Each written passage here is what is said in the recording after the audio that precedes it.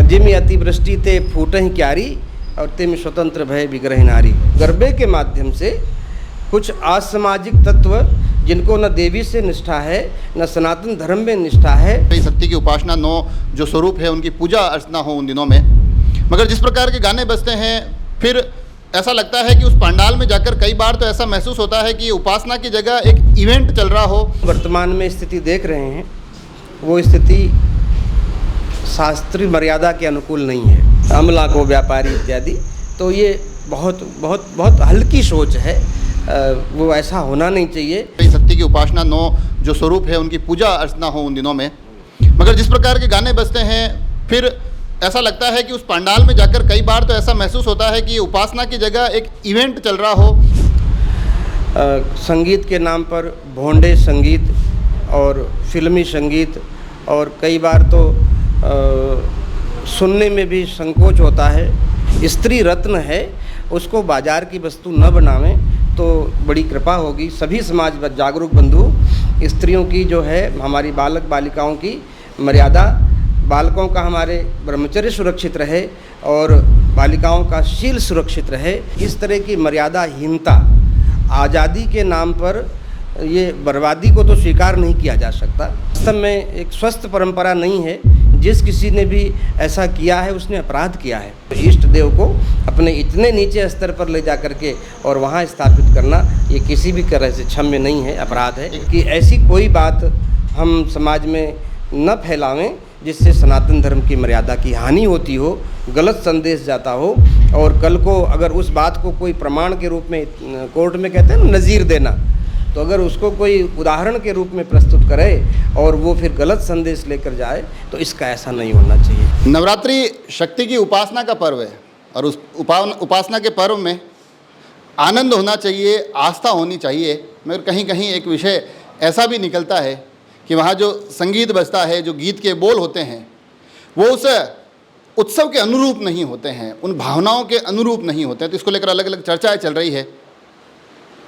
मैं भी एक ऐसे स्थान पर पहुंचा हूं उस विषय को लेकर जहां से शायद सबसे बेहतरीन सर्वश्रेष्ठ मार्गदर्शन प्राप्त हो सकता है। मेवाड़ के विख्यात संत ज्ञानानंद जी महाराज हमारे साथ है। एक विषय जो इन दिनों चल रहा है आपके भी संज्ञान में आता है और आपको अब ऐसे एक व्यक्तित्व के रूप में, ऐसे एक संत के रूप में माना जाता है कि जो इन विषयों पर बड़ी बेबाक होकर बोलते हैं।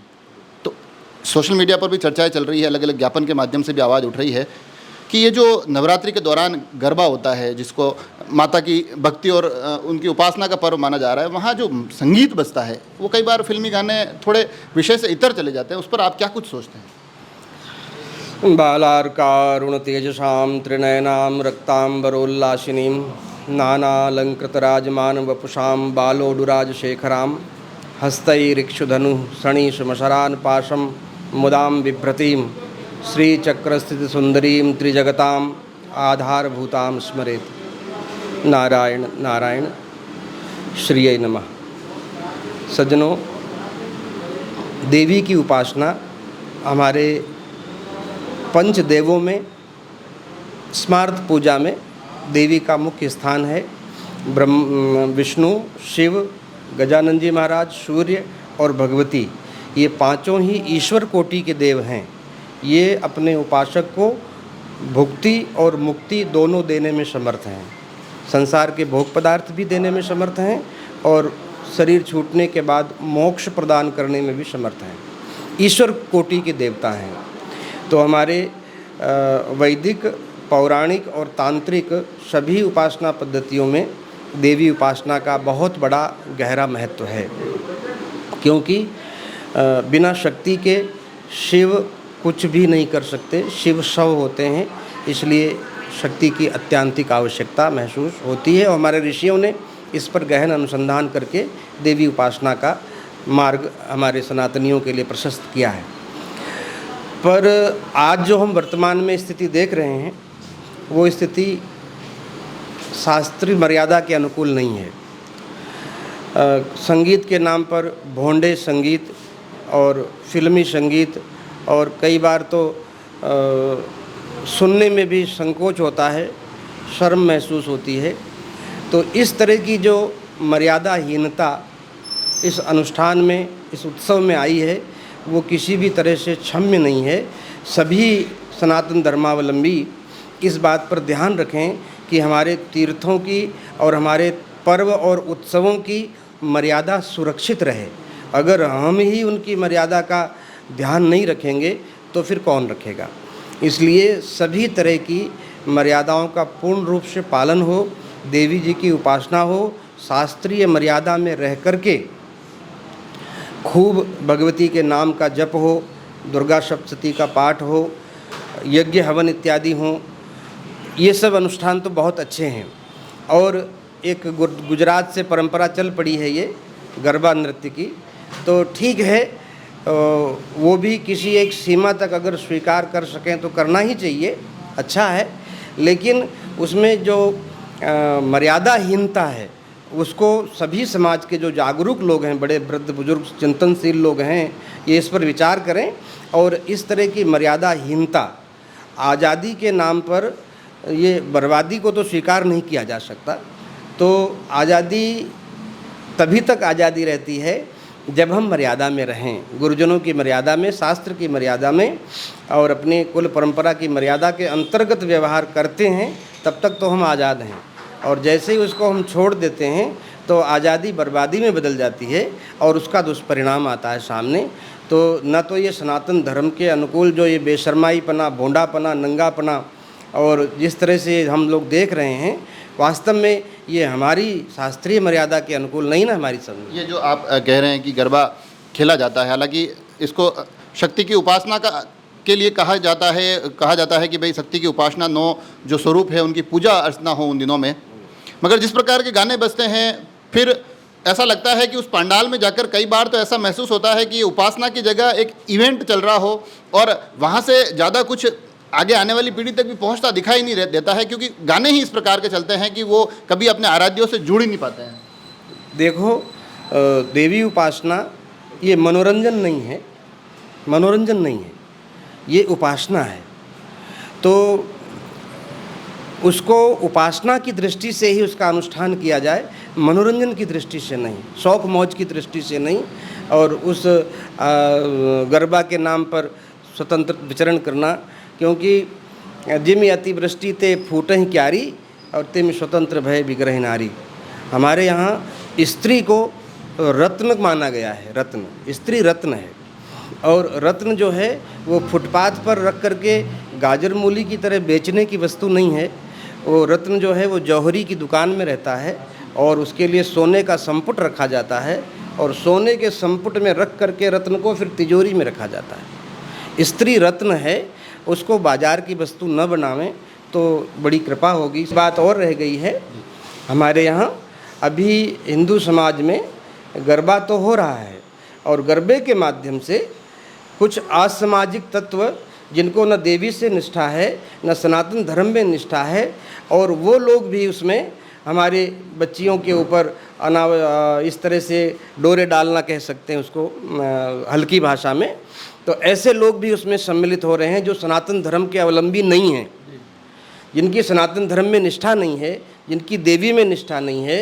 ऐसे लोग भी उस गरबा पंडालों में प्रवेश करके और अराजकता फैलाने का और हमारी बहन बेटियों के ऊपर कुदृष्टि रखते हैं। इसलिए ऐसे व्यक्तियों को भी उन गरबा पंडाल में प्रवेश न करने दिया जाए जिसका देवी के प्रति निष्ठा नहीं हो, सनातन धर्म में निष्ठा नहीं हो। एक विषय और इन दिनों चल रहा है, जो भजन हैं उसको लेकर कुछ विषय चल रहे हैं, विशेष तौर पर जो सांवरिया सेठ से जुड़े हुए, क्योंकि एक बहुत बड़े आराध्य हैं, तमाम मेवाड़ की और पूरे विश्व की आस्थाएं वहाँ जुड़ी हुई है, और उनको लेकर कुछ जो गानों में बोल हैं उसको लेकर भी एक विषय, शायद गाने भी आप तक पहुँचे होंगे जिस प्रकार के। तो आपको नहीं लगता है कि क्योंकि भजन तो वो भाव है जो अनपढ़ भी आस्था से जुड़ जाता है, बच्चा बच्चा उनको गाकर अपने आराध्यों से जुड़ जाता है, और फिर अगर उनमें ऐसे शब्द इस्तेमाल किए जाए तो आपको लगता है कि इस पर भी एक विचार होना चाहिए? संगीत एक बहुत सशक्त माध्यम है अपने विचार को समाज तक पहुंचाने का, प्रेषित करने का। तो संगीत एक विधा है, ईश्वर उपासना की विधा है, पर उस विधा को इतना विकृत कर दिया जाए तो ये वास्तव में एक स्वस्थ परंपरा नहीं है। जिस किसी ने भी ऐसा किया है उसने अपराध किया है, क्योंकि हमारे इष्ट जो हैं, जो भोग और मोक्ष की बात छोड़ो, जीवन में जिनको एक उनकी झलक प्राप्त हो जाए, उनकी प्रीति का एक बिंदु, एक कण प्राप्त हो जाए, तो मानव जीवन कृतकृत्य हो जाता है। उसको सीढ़ी बना करके और भौतिक वस्तुओं की प्राप्त करने की कामना लेकर के, खैर वो चलो ठीक है, किसी कामना को लेकर अगर कोई उपासना करता है तो वो भी 4 प्रकार के भक्त माने गए हैं, आर्त, अर्थार्थी, जिज्ञासु और ज्ञानी। तो अर्थार्थी के रूप में भी मान लो कोई कामना है, तो उस कामना से भी अगर कोई उपासना कर रहा है ईश्वर की तो ठीक है, पर उसको इतने नीचे स्तर पर ले जाना कि जैसा आप लोगों ने शब्द हमने भी सुना है इसमें सोशल मीडिया के माध्यम से और इस पे कि अमला को व्यापारी इत्यादि, तो ये बहुत बहुत बहुत हल्की सोच है। वो ऐसा होना नहीं चाहिए और इसके लिए सभी लोग ध्यान रखें। जो गायक महोदय हैं, अगर मान लो किसी ने भावना के आवेश में आकर ऐसा कोई रचना लिख भी दी है तो उसको समाज में प्रचारित करने की आवश्यकता है। हालांकि जिन्होंने लिखा है उन्होंने माफ़ी मांग ली, मगर कुछ लोग अब इसको इस तरह से भी कह रहे हैं कि उन व्यापारियों ने वो जिम्मेदारी उनको सौंप दी है तो वो तो खुद ब खुद हो गया। हालांकि लोग दूसरे ये भी कह रहे हैं, जो श्रद्धालु और सच्चे भक्त है वो कह रहे हैं इस तो फिर कल शराब और ऐसे 100 तरह के धंधे हैं तो उनसे भी जोड़ दिया जाएगा। तो अब ये इस प्रकार का अगर कोई स्पष्टीकरण कोई भजन गायक देता है तो ये भी विचारणीय है। नहीं, वो गलत बात है। किसी भी तरह से भी कोई भी स्पष्टीकरण, देखो बात ने भाटो मेवाड़ी में आपे कहवन कि ज्यों बैठावे ज्यों बैठ जाए, पर वो बैठाने वाली बात नहीं है, तर्क और कुतर्क नहीं।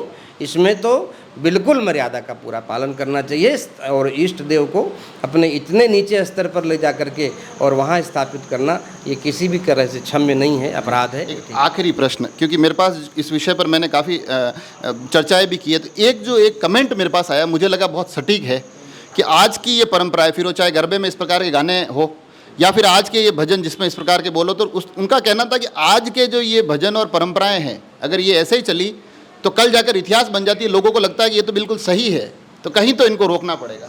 बिल्कुल बिल्कुल, साहित्य जो है वो समाज का दर्पण होता है। वर्तमान में जो परिवेश समाज में जो घट रहा है वही साहित्यकार लिखता है और वो आगे का इतिहास बनता है।